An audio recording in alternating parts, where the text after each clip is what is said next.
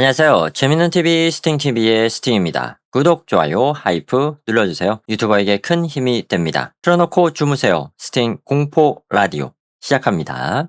제목, 뒷모습이 없는 남자. 퇴근길마다 저는 어느 대학교 앞 도로를 지나가곤 했습니다.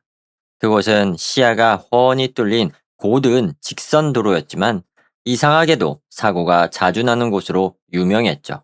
어쩌다 한두 번 지나는 사람은 몰라도 매일 차로 출퇴근하는 저와 동료들은 그 이유를 아주 잘 알고 있습니다. 어떤 아저씨 한 명 때문이었습니다. 그 아저씨는 대학교 근처 건널목 옆에 멍하니 서 있곤 했습니다. 비가 오나 눈이 오나 낮이든 밤이든 상관없이 늘 생기 없는 표정으로 서 있었죠. 그리고 이상하게도 늘 온몸을 차 쪽으로 똑바로 향한 채 지그시 바라보고 있었습니다. 처음에는 그저 이상한 사람이네 하고 넘겼지만 그 아저씨의 이상한 점을 깨닫는 데는 그리 오랜 시간이 걸리지 않았습니다. 아저씨는 언제 어느 순간에 보아도 몸 전체가 이쪽을 향해 있었습니다. 예를 들어 건널목 30m 전부터 아저씨를 발견하고 아, 오늘도 있네. 또 날 보고 있구나.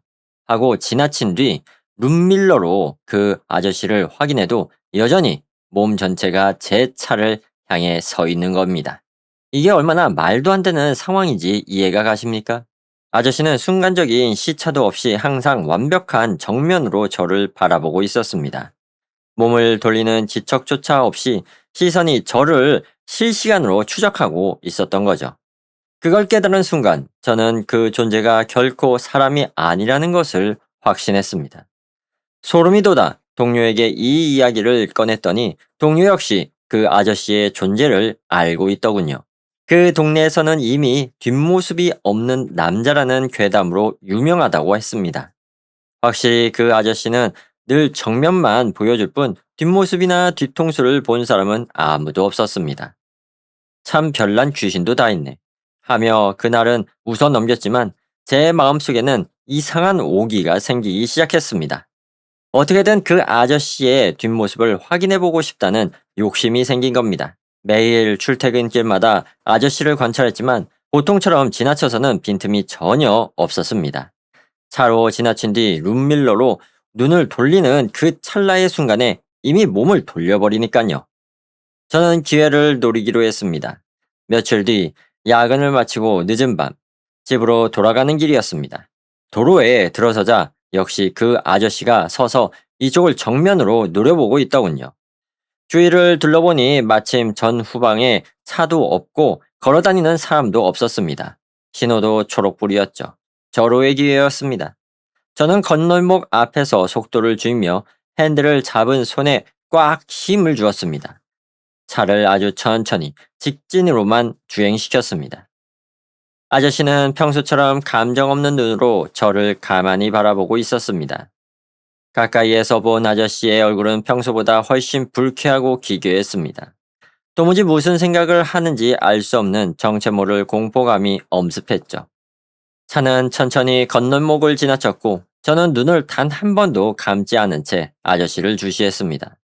제가 시선을 떼지 않자 아저씨도 몸을 돌릴 틈이 없었는지 늘 정면만 보이던 얼굴의 각도가 천천히 돌아가기 시작했습니다. 차의 움직임에 맞춰 천천히, 아주 천천히 말입니다. 아저씨는 처음 선 자세 그대로 미동도 하지 않고 있었습니다.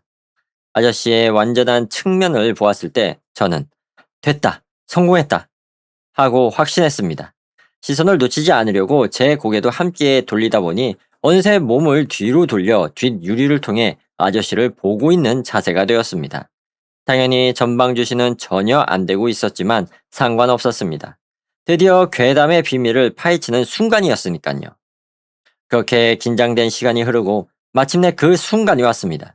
지금껏 아무도 본 적이 없다던 그 아저씨의 뒷모습과 뒤통수가 제 눈앞에 똑똑히 보이고 있었습니다. 하지만 그 뒷모습은 허탈할 정도로 너무나 평범한 아저씨의 등일 뿐이었습니다. 그럼에도 가슴속에서 알 수 없는 승리감과 쾌감이 차올랐죠. 만족스럽게 뒷모습을 감상한 저는 드디어 시선을 거두고 전방을 향해 고개를 돌렸습니다. 아니, 돌리려고 했습니다. 분명 서행 중이었던 차는 알 수 없는 강력한 충격과 함께 전신줄을 그대로 박아버렸고 저는 정신을 잃고 말았습니다. 다음날 아침 병원에서 눈을 뜬 저는 곧바로 경찰 조사를 받았습니다. 다행히 저 외에는 다친 사람은 없었고 제 차가 폐차된 것 외에는 큰 파손도 없었습니다. 경찰은 과속으로 인한 운전 미숙 및 난폭 운전으로 사고 원인을 결론지었지만 저는 항의할 기력조차 없었습니다.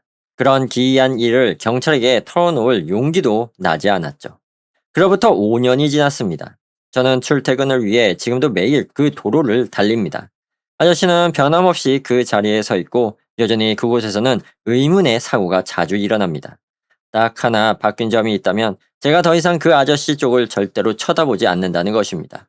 그 당시 조사를 마치고 나가는 저를 보며 경찰관이 나지막하게 읊조렸던 한마디가 아직도 귓가에 맴돌기 때문입니다. 이번엔 다행히 안 끌려가셨네. 아하.